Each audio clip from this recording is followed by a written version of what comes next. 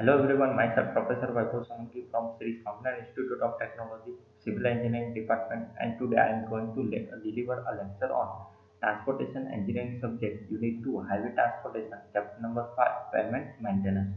और आज हम डिस्कस करने वाले इस चैप्टर में लेक्चर नंबर 24 के बारे में, जिसका नाम है डिस्ट्रेस एंड मेंटेनेंस मेजर। तो हाईवे पेमेंट में जितने भी डिस्ट्रेसेस आते हैं, फेल्यूर आते हैं हाईवे में, ठीक है, और उसको मेंटेन कैसे कर सकते हैं और कौन किस हिसाब से उसको हम मेजर कर सकते हैं, इसके बारे में आज के इस लेक्चर में हम देखने वाले हैं। तो स्टार्ट करते हैं आज का lecture number 24 distresses and maintenance measures. तो सबसे पहले कंटेंट पे आ जाते हैं कि कंटेंट में देखते हैं कि हमने पिछले लेक्चर में ऑब्जेक्टिव और क्लासिफिकेशन ऑफ हाईवे मेंटेनेंस के बारे में डिस्कस किया था। आज हम फेल्यूर या तो distresses and maintenance measure of flexible और रिजिड पेमेंट के बारे में डिस्कस करने वाले कि रिजिड और फ्लेक्सिबल पेमेंट में कौन कौन से टाइप के फेल्यूर हमको देखने को मिलते हैं और उसको हम मेंटेन कैसे कर सकते हैं, उसके बारे में आज डिस्कस करेंगे।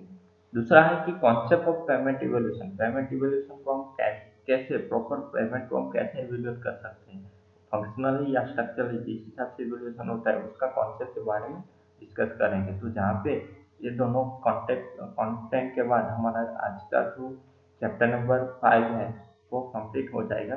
हाईवे मेंटेनेंस वाला चैप्टर है वो यहाँ पे कंप्लीट हो जाएगा।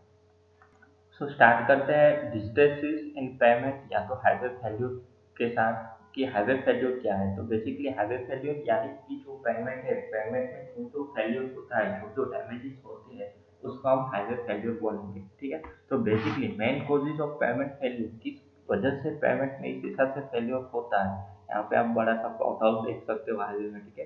तो ये जो फेल्यूर है वो किस हिसाब से होता है, तो बेसिकली उसके जो मेन कॉजेज है वो है rutting due to high variation in ambient temperature, कि जो ज़्यादा टेम्परेचर की वजह से या तो टेम्परेचर में वेरिएशन की वजह से रटिंग हो रहा है, ठीक है। अनकंट्रोल हैवी एक्सल लोड, कि जो डिफाइंड है स्टैंडर्ड के वाइज जितना एक्सल लोड जहाँ पे जिस हाईवे पे अलाउ है उसके ज़्यादा आप और हैवी ट्रक लोड को लेके जा रहे हो और उसमें कंट्रोल नहीं है, तो उसकी वजह से इस तरह से डैमेज आपको दिखने को मिलता है।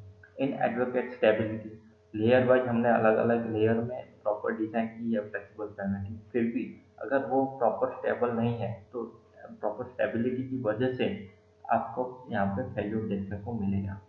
लॉस ऑफ बाइंडिंग एक्शन, कि जो भी मटेरियल का बाइंडिंग है उसमें प्रॉपर बाइंडिंग नहीं हुआ है, तो उसकी वजह से उसके लॉसेस की वजह से डिस्ट्रेसेस आपको देखने को मिलेंगे पेमेंट में। पुअर ड्रेनेज एंड फैब्रिकेशन, की प्रॉपरली ड्रेनेज नहीं हुआ है, कि जो साइड ड्रेन है वो प्रॉपर ड्रेन नहीं हुआ, तो उसकी वजह से साइड ड्रेन में से पानी निकल के रेनफॉल का पानी निकल के हाईवे पे आ जाता है, उसकी वजह से पेमेंट फेल्यूर होता है, ठीक है। या तो पेमेंट में सब ड्रेन में पानी चला जाता है, उसकी वजह से ये होता है। दूसरी चीज फैब्रिकेशन, या तो कंक्रीट वाले पेमेंट में अगर मैंने रेनफोर्समेंट प्रॉपर फैब्रिकेट नहीं किया तो उसकी वजह से भी फेल्यूर देखने को मिलता है। तो ये है main causes of highway payment failure, इसको हम इस तरह से एक्सप्लेन और लिस्ट आउट कर सकते हैं। सो सबसे इम्पोर्टेंट दोस्तों, हाईवे फेल्यूर टाइप्स के बारे में बात करें तो majorly 4 major types of pavement failure है जो हम क्लासीफाई कर सकते हैं इंडियन स्टैंडर्ड के हिसाब से। तो उसमें 4 टाइप्स ऑफ फेल्यूर हमको देखने को मिलेंगे, जिसमें है क्रैकिंग, पहला जो है लॉन्जिट्यूडिनल क्रैक है, ट्रांसफर क्रैक है, और different different types of crack जो हम हाईवे पेमेंट पे देखते हैं वो। सरफेस डिफॉर्मेशन, यानी रटिंग, या तो जो हाईवे सरफेस है उसको उसका बैठ जाना सडन रिपीटेशन ऑफ लोड की वजह से। डिसइंटीग्रेशन, यानी कि हाईवे पे पॉट होल्स यानी ना छोटे छोटे हॉल्स या तो कोई प्रॉपरली उसका लेयर है वो डिसइंटीग्रेट हो जाना। तो थर्ड है फेल्यूर वो है। और चौथा है सरफेस डिफेक्ट, यानी ब्लीडिंग, की जो सरफेस लेयर है उसमें बिटुमिनस बाहर निकल जाना हैवी ज़्यादा टेम्परेचर की वजह से। तो इन सब जो डिफेक्ट है या तो डिस्ट्रेसिस है, ये सब फेल्यूर है, जो मेजर 4 टाइप के फेल्यूर है जिसको हम क्लासीफाई कर सकते हैं। सो हाईवे फेल्यूर के टाइप कौन कौन से हैं? क्रैकिंग, सरफेस डिफॉर्मेशन, डिसइंटीग्रेशन और सरफेस डिफेक्ट। तो इन सब के बारे में हम बारी बारी डिस्कस करेंगे और उसकी इमेज भी देख के हमको इसको समझने की कोशिश करेंगे। सो दोस्तों सबसे पहले बात करते हैं क्रैकिंग। तो पहला टाइप है हाईवे फेल्यूर का, वो है क्रैकिंग। और मोस्ट कॉमन टाइप है कि हमको जो मेजरली जो हाईवे फेल्यूर देखने को मिलते हैं उसमें क्रैकिंग सबसे ज़्यादा होता है। सो कौन कौन से क्रैकिंग हमको देखने को मिलते हैं? तो क्रैकिंग को हम क्लासीफाई करें तो उसमें फटीग क्रैकिंग होगा, लॉन्जिट्यूडनल क्रैकिंग होगा, ट्रांसफर क्रैकिंग होगा, ब्लॉक क्रैकिंग होगा, स्लीपेज क्रैकिंग होगा, रिफ्लेक्टिव क्रैकिंग होगा और एज क्रैकिंग होगा। तो दोस्तों ये सब टाइप्स है क्रैकिंग के। ये मैं अगर हाईवे पेमेंट का कुछ इमेज है मेरे पास वो आपको दिखाऊंगा, उसकी देखने के बाद आपको समझ में आ जाएगा कि ये क्या है। ठीक है। सो कोई भी हाईवे पूरी तरह से डैमेज हो गया है तो उसको मैं फटीग क्रैक बोलूंगा। उसके अलावा ये जो ऐसे जैसे एलिगेटर के जैसे जिस हिसाब से एलिगेटर का पैटर्न होता है उस हिसाब से उस पैटर्न में आपको कंटिन्यू 1 किलोमीटर पे ऐसे क्रैक आसपास क्रैक दिखाई देंगे तो उसको हम एलिगेटर क्रैकिंग बोलेंगे। ठीक है। दूसरा है कि जो हाईवे पेमेंट का जो हॉरिजॉन्टल डायरेक्शन होता है कि जो लॉन्जिट्यूडनल डायरेक्शन होता है वो डायरेक्शन में कंटिन्यू क्रैक पड़ना इस हिसाब से तो उसको मैं लॉन्जिट्यूडनल क्रैक बोलूँगा। यहाँ पे सडनली हाईवे पेमेंट एक साइड से इस हिसाब से आपको जो इमेज में है उस शेप में डिफेक्ट हो जाएगा, डैमेज हो जाएगा तो उसको मैं स्लीपेज फेल्यूर बोलूँगा। अगर हाईवे पे अलग अलग इस हिसाब से ब्लॉक बन जाते हैं तो उसको मैं ब्लॉक क्रैकिंग बोल सकता हूँ या तो फटीग क्रैकिंग भी बोल सकता हूँ। जो पेमेंट की एज है, एज सडनली सेटल हो जाना या तो बैठ जाना और उसमें मेजर क्रैक बनना तो उसको मैं एज क्रैकिंग बोलूँगा। और यहाँ पे आप देख सकते हो रिफ्लेक्टिव क्रैकिंग कि ये जो प्रॉपर है तो उसमें जो अलग अलग क्रैक रिफ्लेक्ट हो रहा है तो उसको हम रिफ्लेक्टिव क्रैकिंग बोलते हैं। तो ये सब मैंने इमेज दिखाई आपको क्रैकिंग की, इसके थ्रू आपको समझ में आ गया होगा कि हाईवे पे किस हिसाब से क्रैकिंग जो फेल्यूर है, मेजर फेल्यूर है हमारे हाईवे पेमेंट का, उस किस हिसाब से दिखाई दे रहा है। तो ये सब क्रैक देख के कहीं पे भी हम जा रहे हैं तो ये क्रैक देख के हमको समझ में आ जाएगा कि यहाँ पे इस टाइप का फेल्यूर है। दूसरे पॉइंट की बात करें तो दोस्तों दूसरा पॉइंट है सरफेस डिफॉर्मेशन। तो क्या हाईवे का जो सरफेस है उसका सडनली बैठ जाना, उसका पॉइंट कोई पॉइंट पे बैठ जाना। ठीक है। तो जिसको हम डिफॉर्मेशन कहते हैं या तो डिफ्लेक्शन कहते हैं। तो सडनली जो पेमेंट है उसमें जो डिफ्लेक्शन आता है तो वो किसी वजह से होता है। तो basically pavement deformation is the result of weakness in one or more layer of the pavement. कि एक या ज़्यादा लेयर में अगर वीकनेस है तो उसके रिजल्ट से डिफॉर्मेशन होगा। ठीक है। तो ये मेजर रीजन है डिफॉर्मेशन का। और basic types of surface deformation आज कि कौन कौन से टाइप है सरफेस डिफॉर्मेशन के? तो उसमें है रटिंग, कॉरुगेशन, सॉविंग, डिप्रेशन और स्वेल।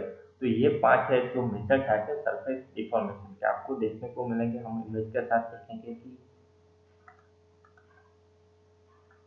यहाँ पे आप देख सकते हो कि सडनली इस हिसाब से इस पैटर्न में हाईवे पेमेंट बैठ जाना तो इसको मैं सॉविंग बोल सकता हूँ। ठीक है। तो ये लॉन्जिट्यूडनल डायरेक्शन में इस हिसाब से हाईवे पेमेंट बैठ जाना तो इसको मैं सॉविंग बोल सकता हूँ। उसके अलावा अगर हाईवे पेमेंट पे अगर आप कोई हॉरिजॉन्टल लाइन रख दो और यहाँ पे इस हिसाब से यहाँ पे डिस्टेंस रहता है सरफेस और आपके मेजर इंस्ट्रूमेंट के बीच में, तो ये जो होता है वो डिफ्लेक्शन होता है। वो बेसिकली क्या होता है कि लोड रिपीटेशन की वजह से होता है जिसको हम डिफ्लेक्शन बोलेंगे। ठीक है। तो उसको हम रटिंग भी बोल सकते हैं। जो ये डिफ्लेक्शन है वो रटिंग की वजह से है। सॉविंग है, रटिंग है। आपको इस हिसाब से पेमेंट वैल्यू देखने को मिलेगा बीच में। ठीक है। और इस हिसाब से भी आपको पेमेंट वैल्यू दिखेगा। तो ये सब है सरफेस डिफॉर्मेशन है जिसमें आप देख सकते हो रटिंग है, सॉविंग है, उसके अलावा कॉरुगेशन है, डिप्रेशन है और स्वेल है। यहाँ पे आप स्वेल देख सकते हो, सडनली आपका कोई पर्सन राइज होना। यहाँ पे आप कॉरुगेशन देख सकते हो कि कोई जगह से जो बिटुमिनस सरफेस मटेरियल है वो निकल जाना। ठीक है। तो ये सब सरफेस डिफॉर्मेशन है। और दोस्तों थर्ड मेजर टाइप की बात करें तो वो है डिसइंटीग्रेशन। डिसइंटीग्रेशन यानी कि बहुत ही ज़्यादा रेंज में फेल्यूर होना पेमेंट का। तो वो है the progressive breaking up to the pavement into a small loose piece is called disintegration. की पेमेंट है उसके स्मॉल स्मॉल पीसीस में कट जाना और ब्रेक हो जाना उसको हम डिसइंटीग्रेशन बोलेंगे। If the disintegration is not repaired in its really early stage complete reconstruction of the pavement may be needed। So अगर इसके अर्ली स्टेज है, हमको पता चला कि यहाँ पे डिसइंटीग्रेशन होना स्टार्ट हो गया और उसको अगर हम उसको मेंटेन नहीं करते हैं, ठीक है, या तो उसको रिपेयर नहीं करते तो जो हमारा हाईवे है वो ज़्यादा डैमेज हो जाएगा, और ज़्यादा डैमेज हो जाएगा तो जो पूरा स्ट्रेच होगा हाईवे का, जितना किलोमीटर का होगा, उन सबको रिकंस्ट्रक्ट करना पड़ेगा, या तो जितना भी सरफेस लेयर है उसको रिसरफेस करना पड़ेगा। तो अगर इसकी वजह से मेंटेनेंस कॉस्ट बहुत ही बढ़ जाएगा। तो जो डिसइंटीग्रेशन है उसको पहचान कर उसको मेंटेन करना बहुत ही इम्पोर्टेंट है। यहाँ पे उसको पहचानने के लिए दो मेजर टाइप के डिसइंटीग्रेशन हमको देखने को मिलेंगे। The two most common type of disintegration are, first one is pothole और सेकंड वन इज पैचेस। तो यह है पॉटहोल्स कि बड़े बड़े गड्ढे हो जाना, जो हम हाईवे पेमेंट पे अक्सर देखते हैं, ठीक है, जिसकी वजह से हमको राइडिंग में तकलीफ होती है, तो उसको हम पॉटहोल्स बोलेंगे। दूसरी वजह से दूसरा है कि पैचिंग, कि जिस पॉटहोल या तो जहाँ पे क्रैक है उनको जब हम पैच करते हैं तो वो जो पैच के साथ साथ वो फैलता रहता है, ठीक है, तो उसमें भी एक डैमेज स्टार्ट हो जाता है, तो इसको हम पैचिंग बोलते हैं। तो पैचिंग भी वन टाइप ऑफ डिसइंटीग्रेशन है।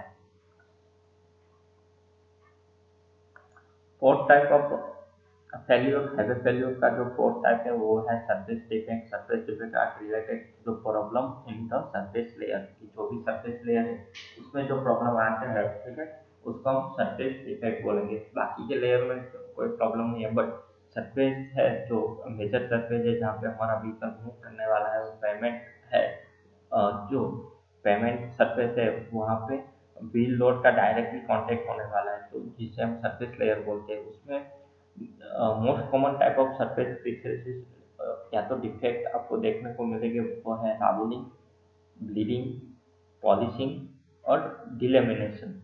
सो डिलेमिनेशन, पॉलिशिंग, ब्लीडिंग और रावलिंग हम सबको सरफेस डिफेक्ट देखने को मिलेंगे सरफेस लेयर में। उसको हम इमेज के साथ देखते हैं, तो यहाँ पे आप ये सब देख सकते हो कि अगर सरफेस पे इस हिसाब से आपको, अगर जो मटेरियल का कॉरुगेट होना उसको हम रावेलिंग बोलते हैं, ठीक है, इस हिसाब से आप देख सकते हो ये प्रॉपर रावेलिंग है। इस हिसाब से आपको डेलिमिनेशन देखेगा कि अपर लेयर का निकल जाना, बाकी का लेयर ठीक है, बट अपर लेयर का छोटा छोटा रेंज में निकल जाना, ठीक है। उसके अलावा जो बिटुमिनस है, ठीक है, उसका ब्लीच होना, टेम्परेचर बढ़ने की वजह से जो बिटुमिनस है वो गर्म होकर उसका बाहर निकलना, उसका ब्लीच होना, तो वो भी एक फेल्यूर है, डिफॉर्मेशन है सरफेस, ठीक है। सो ये major four types of surface defect आपको देखने को मिलेंगे जो हमने इमेज में देखे। तो ये चारों टाइप के सरफेस डिफेक्ट आपको देखने को मिलेंगे हाईवे पेमेंट में। सो दोस्तों यहाँ पे हमने देखा कि जो हाईवे पेमेंट के फेल्यूर है जिसके जो मेजर फोर टाइप्स है, जो मेजर फोर टाइप से है क्रैकिंग, सरफेस डिफॉर्मेशन, डिसइंटीग्रेशन और सरफेस डिफेक्ट। इसमें हम क्रैकिंग में डिफरेंट टाइप्स ऑफ क्रैक के बारे में डिस्कस किया था, जिसमें fatigue crack, longitudinal crack, transfer crack, block crack, slippage crack, reflective crack और एज क्रैक। ये सातों क्रैक के बारे में हमने डिस्कस किया, और उसके साथ साथ उसकी इमेज भी देखी कि रियल में किस हिसाब से फेल्यूर एक्चुअल में दिखता है, तो उसकी इमेज देख के हमको पता चल गया। उसके अलावा दूसरा जो टाइप है सरफेस डिफॉर्मेशन का, क्योंकि इस हिसाब से डिफॉर्मेशन होता है कि अगर मेरा पेमेंट का लेयर वीक हो जाए और सडनली वहाँ पे सॉइल सेटलमेंट हो जाए, तो उसको मैं सरफेस डिफॉर्मेशन बोलूँगा। तो जहाँ पे रटिंग, कोरुगेशन, सॉविंग, डिप्रेशन और स्वेल जैसे फेल्यूर यहाँ पे सरफेस डिफॉर्मेशन में नजर आता है। तो इसको भी हमने इमेज के थ्रू देखा था, यहाँ पे आप सब देख सकते हो, स्वेल होना, कोरुगेट होना, रटिंग होना, ठीक है, ये सब चीजें हैं वो सरफेस डिफॉर्मेशन है। उसके बाद हमने डिसइंटीग्रेशन को देखा था कि अगर डिसइंटीग्रेशन ज़्यादा हो गया पोटोल या तो पैचिंग, तो उसको हम हाईवे को पूरा रिकंस्ट्रक्ट करना होगा। तो लार्ज स्केल में पोटहोल होना, तो ये डिसइंटीग्रेशन है। तो बेसिकली दो मेन कॉमन टाइप्स है डिसइंटीग्रेशन के, वो है पोटहोल और पैच। इस हिसाब से आपको जो खड्डे दिखाई दे रहे हैं अपने हाईवे पे, वो पोटहोल है, और दूसरा पैच है जिसके बारे में हमने ऑलरेडी डिस्कस किया। और सरफेस डिफेक्ट, जो सरफेस पे जो डिफेक्ट आ रहा है, सरफेस लेयर में जो प्रॉब्लम आ रहा है, जिसमें रावेलिंग, ब्लीडिंग, पॉलिशिंग और डिलेमिनेशन के बारे में यहाँ पे हम चारों इमेज के साथ ये चार चीजें देखी, ठीक है। तो यहाँ पे जो मैंने डिस्कस किया पॉइंट है वो है हाईवे फेल्यूर का। अब जो हमारा दूसरा कंटेंट है, बहुत ही इंपॉर्टेंट कंटेंट है, उसको हम बोलेंगे concept of pavement evolution. So basically जो हमारा पेमेंट है वो दो टाइप का होता है, फ्लेक्सिबल पेमेंट या तो रिजिड पेमेंट, ठीक है। ये दोनों पेमेंट का इवोल्यूशन बहुत ही जरूरी है। तो इवोल्यूशन हम दो टाइप में कर सकते हैं। तो उससे पहले हम समझ लेते हैं कि पेमेंट इवोल्यूशन क्या है। तो दोस्तों पहले समझते हैं, payment evolution is a technique of assessing the condition of a payment both structurally and from the point of view of surface characteristics. This evaluation of the payment is done under two main categories. So, payment evaluation is a technique of assessing the condition of payment. कि payment की जो condition है उसको assess करना, उसको पहचानना, वो जो टेक्निक है उसको हम पेमेंट एवोल्यूशन बोलेंगे। कि हमको पता होना चाहिए कि पेमेंट की कंडीशन क्या है। बट ये जो कंडीशन है वो स्ट्रक्चरली भी, कि उसका जो अलग अलग लेयर है उसमें भी डिफेक्ट होता है, या तो जो सरफेस है उसकी जो सरफेस कैरेक्टरिस्टिक है उसके पॉइंट ऑफ व्यू से भी हमको कोई ना कोई डिफेक्ट मिलेगा, ठीक है। और इन दोनों चीज़ों का इवोल्यूशन करना कोई असेसिंग प्रॉपर टेक्निक के साथ, ठीक है, और उसकी कंडीशन को इम्प्रूव करना, इसको इवेल्यूट करना, तो जिससे हम बोलेंगे payment evolution. Majorly, this evaluation of the payment is done under two main categories. First one is functional evaluation, second one is structural evaluation. Functional evaluation is the concern with the right quality or surface texture of the highway section. कि जो हमारा highway section है उसका जो surface है उसका texture किस हिसाब से, और उसमें हम अगर मैं राइडिंग कर रहा हूँ तो राइड की क्वालिटी किस हिसाब से कंफर्टेबल है या कन्वीनियंट है या नहीं, उसके साथ कंसर्न करता है functional evolution. But structure evolution is a concern with the structural capacity of the payment as measured by deflection, layer thickness और material property। कि हमने जो पेमेंट के लेयर बनाने में जो जो मटेरियल यूज किया उसकी प्रॉपर्टीज क्या है, इसमें कोई उसका मेजरमेंट करना, लेयर थिकनेस क्या है उसका मेजरमेंट करना, डिफ्लेक्शन किस हिसाब से लगता है पेमेंट पे उसका मेजरमेंट करना, और इन तीनों चीज़ों को देख के उसकी कैपेसिटी फाइंड करना कि इसकी जो ये जो स्ट्रक्चर है इसकी कैपेसिटी इतनी है, उसके साथ कॉन्सन रहेगा स्ट्रक्चरल इवोल्यूशन का। सो ये दोनों टाइप से हम पेमेंट को इवेल्युएट कर सकते हैं और इम्प्रूव कर सकते हैं, जिसकी वजह से हमको प्रॉपर और स्मूथ राइडिंग सरफेस मिले अपने व्हीकल को ड्राइव करने के लिए। तो यहाँ पे हमारा जो टॉपिक है वो है concept of pavement evolution by functional and structural. So इस यूनिट का, इस चैप्टर में इस यूनिट के लिए जो चैप्टर नंबर 5 है हाईवे मेंटेनेंस का, इसका ये लास्ट टॉपिक है, लास्ट कंटेंट है। सो दो मेजर टाइप है, स्ट्रक्चर एवोल्यूशन और functional evolution. So structure evolution के बारे में दोस्तों बात करें तो स्ट्रक्चर एवोल्यूशन जैसे हमने देखा कि वो कनेक्ट करता है कि हाईवे के अलग अलग लेयर में कौन सा मटेरियल यूज हुआ है और कितनी थिकनेस है और उसमें डिफ्लेक्शन कितना है। बट यहाँ पे हम देखेंगे कि उसका मटेरियल कौन सा यूज हुआ है और थिकनेस कितनी है वो फाइंड करने के लिए हमको हाईवे को तोड़ना पड़ेगा। बट डिफ्लेक्शन फाइंड करने के लिए हमको हाईवे को तोड़ना नहीं पड़ता, हम उसके अलावा भी डिफ्लेक्शन फाइंड कर सकते हैं। तो ये सब चीज़ें क्या है? सो मेजरली स्ट्रक्चर एवोल्यूशन हम दो टाइप से कर सकते हैं। पहला है नॉन डिस्ट्रक्टिव और दूसरा है डिस्ट्रक्टिव। डिस्ट्रक्टिव यानी हाईवे पेमेंट को तोड़ के उसका एवोल्यूशन करना, और दूसरा है नॉन डिस्ट्रक्टिव यानी कि हाईवे पेमेंट को बिना तोड़े उसके ऊपर कुछ इक्विपमेंट, यहाँ पे वेंकल बीम डिफ्लेक्शन, आपको ये जो इक्विपमेंट है वो डिफ्लेक्शन फाइंड करने के लिए है, ये दिखाई दे रहा है। तो यहाँ पे हम ट्रक को लोड करके ट्रक में जितना डिफ्लेक्शन रियर एक्सेल पे अलग अलग पॉइंट पे पड़ता है उसको हम व्हीकल में बीम डिफ्लेक्शन इंस्ट्रूमेंट के थ्रू स्टैटिकली जो लोड आता है उसको चेक करेंगे। सो हम ऐसे हाईवे पेमेंट को बिना तोड़े उसके इवोल्यूशन उसकी जो डिफ्लेक्शन फाइंड कर सकते हैं और बता सकते हैं कि उसकी स्ट्रक्चरल कैपेसिटी कितनी है, तो उसको मैं स्ट्रक्चरल इवोल्यूशन बोलूँगा। अगर इसको मैं तोड़ूँ कोई भी हाईवे को, कोई एक जगह पे कट पोर्शन दे दूँ रोड सेक्शन पे, ठीक है, और उसका सैंपल लेके लेबोरेटरी में टेस्टिंग करने भेजूँ और उसमें मटेरियल की प्रॉपर्टी फाइंड करूँ या तो थिकनेस मेजर करूँ, तो ये जो प्रोसेस रहेगी मेरी डिस्ट्रक्टिव रहेगी, यानी हाईवे पेमेंट को तोड़ के, ठीक है। नॉन डिस्ट्रक्टिव अभी बहुत ही इंपॉर्टेंट है, जिसमें नॉन डिस्ट्रक्टिव बहुत सारे टेस्ट होते हैं, जिसमें स्टैटिक है और डायनेमिक है। स्टैटिक यानी मैं डायरेक्टली लोड दे रहा हूँ, डायनेमिक यानी जो प्रॉपर हाईवे में अलग अलग मूविंग व्हीकल के जिस हिसाब से लोड लग रहे हैं, ठीक है, वो तो डायनेमिक अप्रोच जिसमें एफडब्ल्यूडी और डीसीपी इंस्ट्रूमेंट का यूज करके हम डायनेमिक डिफ्लेक्शन फाइंड कर सकते हैं, जिसमें बहुत ही कॉस्टली और बहुत ही इम्पोर्टेंट जो इंस्ट्रूमेंट है वो है फॉलिंग वेट डिफ्लेक्टोमीटर, जिसका हम यूज करके हम डिफ्लेक्शन फाइंड कर सकते हैं, ठीक है, अलग अलग सॉफ्टवेयर के साथ। तो ये है स्ट्रक्चरल इवोल्यूशन। इस सब टेक्निक के साथ हम स्ट्रक्चर को इवोल्यूट कर सकते हैं। दूसरा रहेगा दोस्तों हमारा फंक्शनल इवोल्यूशन। फंक्शनल इवोल्यूशन यानी कि हमारी जो स्मूथ राइट सरफेस है वो कितना इफेक्टिव, उसकी सरफेस कैरेक्टरिस्टिक कैसी है वो फाइंड करना।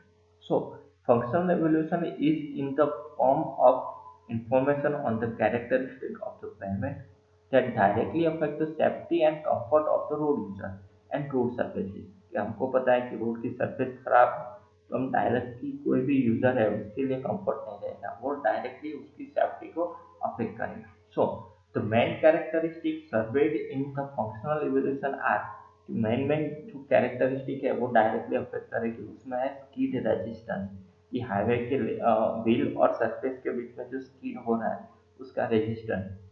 दूसरा है कि सरफेस का टेक्सचर, कि कौन से टेक्सचर में सरफेस है, रोड रफनेस, कितना रोड रफ है, और उसकी सर्विसिबिलिटी, ये सर्विसिबिलिटी के हिसाब से रोड रफनेस। सो ये सब चीज़ें फाइंड करने के लिए हमको कुछ इंस्ट्रूमेंट का यूज करना पड़ेगा, जो है पंप इंडिकेटर, जो इसका इंडेक्स फाइंड करेगा, जिसमें हम बता सकते हैं कि सरफेस कंडीशन गुड है, वेरी गुड है, फाइन है या पुअर है, ठीक है।